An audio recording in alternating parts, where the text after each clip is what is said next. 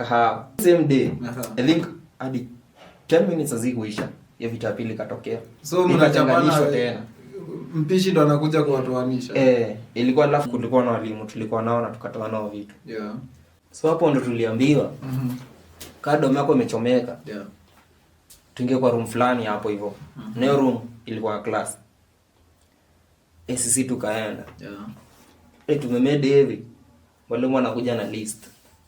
Hoja tumshaingizwa huko kwa hiyo room. Tuko kwa hiyo room sasa tumemade.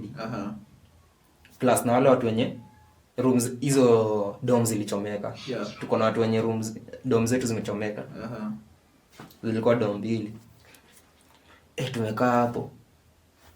Mwalimu anakuja na list. Sikumbuki kama jina langu ilikuwa ya pili ama ilikuwa ya tatu hapo hivyo, ilikuwa somewhere hapo hivyo. Yeah. Sikia toka nje, enda kwa staff room.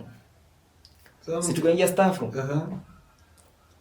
Kama ulikuwa na kinyasa, kama ulikuwa na nini unaenda hivyo. Kama ulikuwa hadi na boxer, yani venye ulikuwa unatoka hivyo. Hivyo. So in short mmetolewa kama washukiwa. Bas exactly. Wa kuchoma shule. Sasa hata mnahandoliwa kama ushaona venye wa maabusu wanahandoliwa. Yeah.